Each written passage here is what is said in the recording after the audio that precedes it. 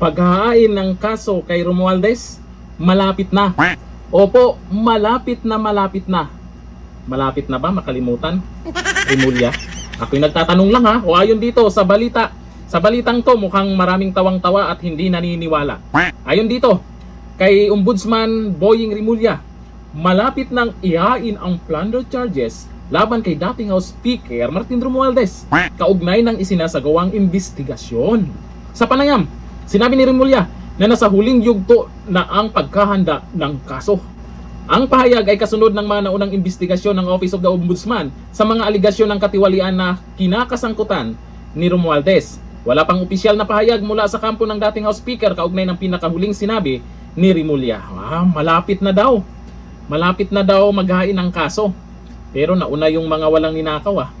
Pero itong kay Tamba kung saan ay talagang nabanggit na sa investigasyon, nabanggit na dyan sa Blue Ribbon Committee, marami di umanong mga ebidensya, nabanggit na rin ng mga ex-marines. Pero tingnan nyo, hanggang ngayon, sa bagay, baka pinapahinog pa.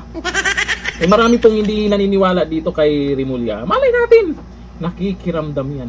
Malay natin, gagawa din ng magugustuhan ng karamihan ang gagawin niya sa mga susunod. Paalala, itong mga Rimulya, dating nag-Duterte yan ha.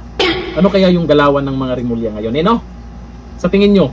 Kasi dito naman sa sinasabing kakasuhan daw, posible namang mangyari yan. Pero ang tanong kasi, kailan ba yung sinasabing malapit na? Kasi yung malapit na yan, baka naman pagkatapos pa ng 2028 election yan. Kasi yung 2028 election, pwede nating sabihin malapit na. O di ba? Malay pagkatapos, malapit na. Wala kasing sinabi kung kailan, susunod na buwan, ilang buwan. Ito ayon sa mga nagkomento kung anong klaseng malapit yan. Sabi ni Ronald Bertudaso, malapit na, mga 2 years siguro. Sabagay, malapit na rin yun. Sabi ni Idol Yosa, nauna pa nga nakulong yung walang ninakaw. Sabi ni Alberto, malapit na sigurong makalimutan. Hindi siguro kalimutan. Noon nga, maraming tagapagtanggol itong si Tamba. Yung mga sikat na vlogger na tagapagtanggol niya. Pero pansin nyo ngayon, tameme na sila. Anyari?